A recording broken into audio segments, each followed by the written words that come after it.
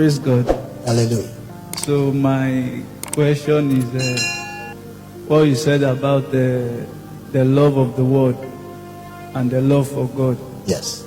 So you made mention of if any man love the world is an enmity to God. Yes.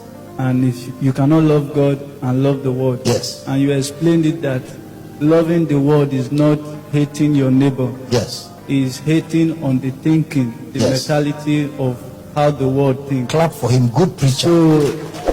So what I'm saying now is the question the little girl asked about the dressing, how we dress, how we look. Yes. Now we have this thought in us. When we see someone, we can say this one is a child of the world. Yes. Is a child of the devil. Yes. Because of how he dresses, how he speaks, and what he does. Yes. Now, if we are to say the love of the world, abstain from the love of the world, then what are we talking about?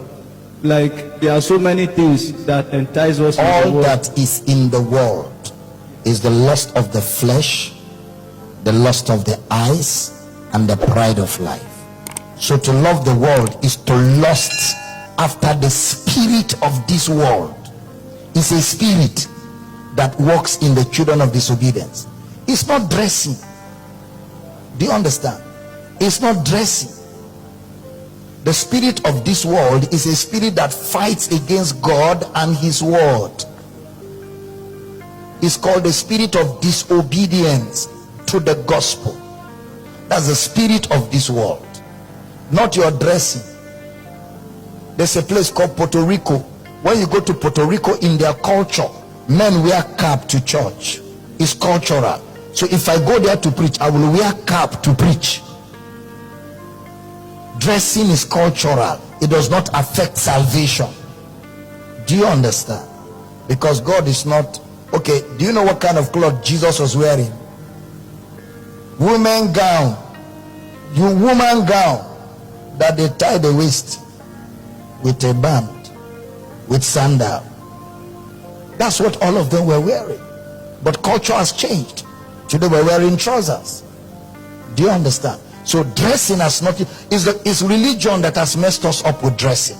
Dressing does not score a point with God. Dressing is for us human beings. Like this your jean when they tear the knee. It's beautiful. It's beautiful. It's fashion. There's nothing wrong with it. Is that good? I like the way you're smiling. Do you understand? So dressing is not what defines worldliness. It's the spirit of the world. I understand you, sir. But the way I'm dressed, normally. You're cool, man. Me, I don't dress like this to church. But today you dress and come. I feel like... Why are you tempting God? When I dress like this, I see myself not dressing well. Why? What's wrong with it? Because normal. Waiting. Maybe fashion. So what my question now is, I like the way you answered me, but I'm still confused in this. The way we dress is nothing to do with our Christian life. But how do you single out Christians among multitude? If you will use dressing to single out Christians, you will be deceived by Muslims.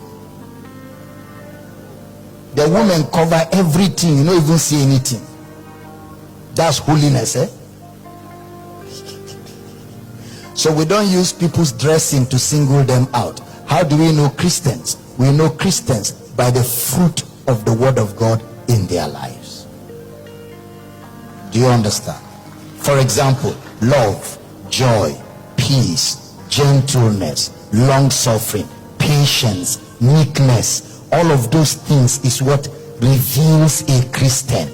That's the fruit of the Spirit. You also need foundation class. So I'm recommending you for foundation class right now. Where is Pastor Rose? We start his class sharp, sharp, sharp. Sharp, no delay. Sharp, sharp, sharp. And I need a report on their foundation,